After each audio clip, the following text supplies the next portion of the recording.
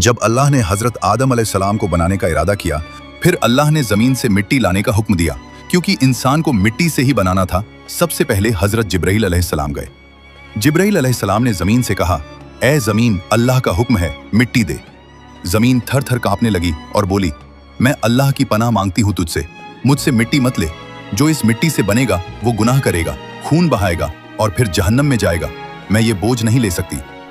जिब्राइल अलैहिस्सलाम अल्लाह की पनाह का नाम सुनकर अदब में खाली हाथ वापस चले गए। फिर हजरत मीकाईल अलैहिस्सलाम गए, फिर हजरत इसराफील अलैहिस्सलाम गए। जमीन ने उनसे भी वही कहा और वे भी अदब में वापस आ गए। किसी ने जबरदस्ती नहीं की। आखिर में अल्लाह ने हजरत इजराइल अलैहिस्सलाम को भेजा, जिन्हें हम मलकुल मौत कहते हैं। जमीन ने उनसे भी वही कहा, मैं अल्लाह की पनाह मांगती हूँ। तो इजराइल अलैहिस्सलाम ने फरमाया, ए जमीन, मैं भी उसी अल्लाह की पनाह में आता हूँ जिसका तू नाम ले रही है, और अल्लाह का हुक्म तेरी पनाह से बड़ा है। मैं अल्लाह के हुक्म को नहीं टाल सकता। ये कहकर इजराइल अलैहिस्सलाम ने जमीन के हर कोने से मिट्टी ले ली। पहाड़ों से सख्त मिट्टी, मैदानों से नर्म मिट्टी, काली मिट्टी, सफेद मिट्टी, लाल मिट्टी। अल्लाह को इजराइल अलैहिस्सलाम की ये अदा इतनी पसंद आई कि अल्लाह ने फरमाया, ए इजराइल, जैसे तूने मिट्टी को जबरदस्ती निकाला है, वैसे ही तू ही औलाद आदम की रूह भी जबरदस्ती निकाला करेगा। आज से तू मौत का फरिश्ता है। नबी सल्लल्लाहु अलैहि वसल्लम ने फरमाया, अल्लाह ने आदम को एक मुट्ठी मिट्टी से बनाया जो सारी जमीन से ली गई थी। इसीलिए हम सब अलग अलग हैं। सफेद मिट्टी से गोरे लोग बने, काली मिट्टी से काले लोग बने, लाल मिट्टी से गेहुए रंग वाले बने, नर्म मिट्टी से नर्म दिल वाले और सख्त मिट्टी से सख्त दिल वाले बने। फिर अल्लाह ने इस मिट्टी में पानी मिलाया, वो 3 लाजिब यानी चिपकने वाली मिट्टी बनी। उसे 40 साल तक छोड़ दिया, वो सड़ गई और हमाए मसनून बनी। फिर वो सूख कर सलसाल कल फखार यानी खनकने वाली मिट्टी बन गई। अल्लाह ने अपने हाथों से 60 हाथ लंबा पुतला बनाया और जन्नत के दरवाजे पर रख दिया।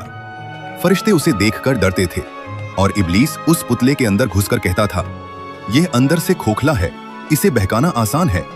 आखिर में अल्लाह ने उसमें अपनी रूह फूंकी। जब रूह नाक में गई तो आदम अलैहिस्सलाम को छींक आई और उन्होंने कहा, अल्हम्दुलिल्लाह। और अल्लाह ने पहला जुमला फरमाया, यरहमुकल्लाह। और इस तरह हजरत आदम अलैहिस्सलाम जिंदा हो गए। अल्लाह की इस अजीम शान के लिए कमेंट में अल्लाहू अकबर जरूर लिखें।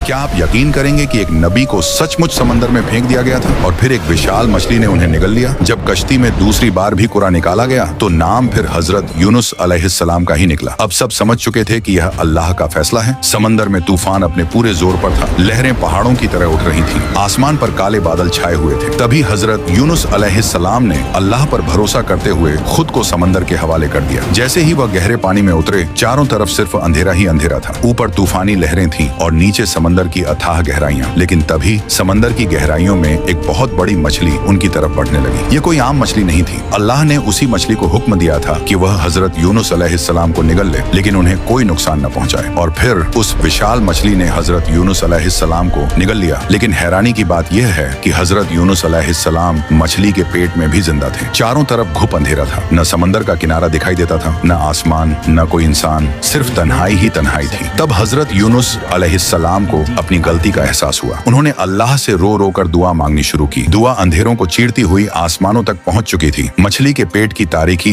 समंदर की गहराइयों की तारीकी और रात की तारीकी, इन तीनों अंधेरों में हजरत यूनुस अलैहिस्सलाम अपने रब को पुकार रहे थे। ला इलाहा इल्ला अंता सुभान का इन्नी कुंतु मिनज जालिमीन। फरिश्तों ने अर्ज किया, ए अल्लाह, हम एक जानी पहचानी आवाज सुन रहे हैं। अल्लाह ने फरमाया, ये मेरे बंदे यूनुस की आवाज है। फरिश्तों ने कहा, या अल्लाह, यही वो नेक बंदा है जिसकी इबादत और नेकियां हर रोज आसमानों तक पहुंचती थी। फिर फरिश्तों ने हजरत यूनुस अलैहिस्सलाम के लिए दुआ की और अल्लाह की रहमत जोश में आ गई। अल्लाह ने उस विशाल मछली को हुक्म दिया, मेरे नबी को कोई नुकसान मत पहुंचाना और उन्हें साहिल तक पहुंचा दो। तभी वो विशाल मछली समंदर की गहराइयों से ऊपर उठने लगी। लहरों को चीरती हुई वह साहिल की तरफ बढ़ने लगी। फिर अल्लाह के हुक्म से उसने हजरत यूनुस अलैहिस्सलाम को साहिल पर उगल दिया। हजरत यूनुस अलैहिस्सलाम जिंदा थे, लेकिन बेहद कमजोर हो चुके थे। उनके जिस्म में बिल्कुल ताकत नहीं बची थी। चारों तरफ वीराना था। वो कमजोरी की हालत में जमीन जमीन पर लेट गए, लेकिन अल्लाह अपने नेक बंदों को कभी तन्हा नहीं छोड़ता। तभी अल्लाह के हुक्म से उनके करीब यकीन कद्दू का एक पौधा उगाया। उसके बड़े बड़े पत्ते उन्हें धूप से बचाने लगे, उन्हें साया मिलने लगा, आराम मिलने लगा और धीरे धीरे उनकी सेहत बहाल होने लगी। कुछ वक्त बाद जब वो पूरी तरह तंदुरुस्त हो गए तो अल्लाह ने उन्हें दोबारा उनकी कौम की तरफ भेजा। हजरत यूनुस अलैहिस्सलाम सोच रहे थे कि शायद उनकी कौम अब भी उनकी बात नहीं मानेगी, लेकिन जब वो अपनी कौम के पास पहुंचे तो वो हैरान रह गए। मंजर पूरी तरह बदल चुका था। उनकी कौम अल्लाह के अजाब के खौफ से तौबा कर चुकी थी। लोग रो रो कर अपने गुनाहों की माफी मांग रहे थे। उन्होंने शिर्क छोड़ दिया था और एक अल्लाह पर ईमान ले आए थे। हजरत यूनुस अलैहिस्सलाम ये मंजर देखकर बेहद खुश हुए। अल्लाह ने उनकी मेहनत को कबूल फरमा लिया था और उनकी कौम को हिदायत नसीब हो गई थी। यूं हजरत यूनुस अलैहिस्सलाम की आजमाइश का खूबसूरत इख्तिताम हुआ। अगर आपको भी अल्लाह की रहमत पर यकीन है तो कमेंट में सुभान अल्लाह जरूर लिखिए।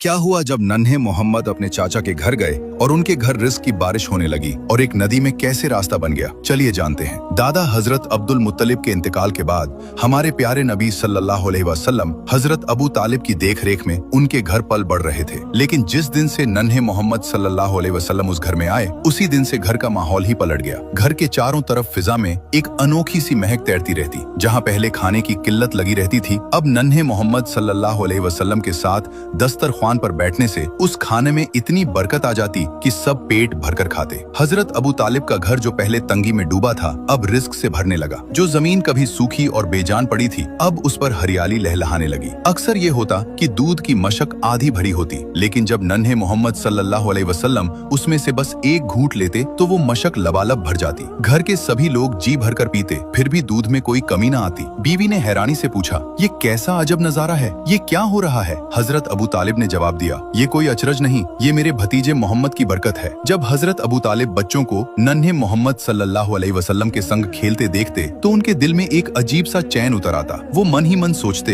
ये बच्चा कुछ और ही है, अल्लाह ताला इसे किसी बड़े मकसद के लिए तैयार कर रहा है। दादा हजरत अब्दुल मुत्तलिब का साया तो उठ चुका था, लेकिन उनकी आखिरी वसीयत पूरी हुई। हजरत अबू तालिब ने हुजूर सल्लल्लाहु अलैहि वसल्लम को अपने सगे बेटे की तरह पाला पोसा और उनके लिए अपना सब कुछ निसार करने को तैयार रहे। इसी तरह नन्हे मोहम्मद सल्लल्लाहु अलैहि वसल्लम की परवरिश हजरत अबू तालिब के घर की छाया में होती रही। जब आप सल्लल्लाहु अलैहि वसल्लम की उम्र 10 बरस हुई तो आप अपने चाचा हजरत जुबैर के हमराह यमन की जानिब सफर पर रवाना हुए। गर्म रेगिस्तान की लू में काफिले के कदम धीरे धीरे यमन की राह पर बढ़ते जा रहे थे। तभी राह में एक अनोखा वाकया पेश आया। एक वादी में एक ऊंट लोगों का रास्ता रोके खड़ा था और किसी को भी आगे नहीं जाने दे रहा था। जैसे ही उस ऊंट की नजर आप सल्लल्लाहु अलैहि वसल्लम पर पड़ी, वो अपना सीना जमीन से लगाकर बैठ गया। आप सल्लल्लाहु अलैहि वसल्लम अपनी सवारी से उतरे और उस ऊंट पर सवार हो गए। वादी के पार पहुंचने के बाद आपने उसे आजाद कर दिया। जब काफिला सफर से लौटा तो देखा कि वही वादी अब पानी से लबालब भरी हुई थी। आप सल्लल्लाहु अलैहि वसल्लम ने काफिले वालों से फरमाया, सब मेरे पीछे आ जाओ। जैसे ही आपने उस पानी में पहला कदम रखा, अल्लाह ताला ने अपनी कुदरत का जलवा दिखाया। पानी एक ही लम्हे में 2 हिस्सों में बट गया और रास्ता साफ हो गया। आप सल्लल्लाहु अलैहि वसल्लम और तमाम काफिले वाले बड़ी आसानी से वादी पार कर गए। जब काफिला सलामती के साथ मक्का लौटा तो लोगों ने ये पूरा माजरा शहर वालों को सुनाया। सबके मुंह से निकला, इस बच्चे की शान तो बेमिसाल है। सुभान अल्लाह। जो लोग नबी पाक सल्लल्लाहु अलैहि वसल्लम से सच्ची मोहब्बत रखते हैं, दिल से लिखिए, आई लव मोहम्मद सल्लल्लाहु अलैहि वसल्लम। और अगले पार्ट के लिए अभी सब्सक्राइब जरूर करें।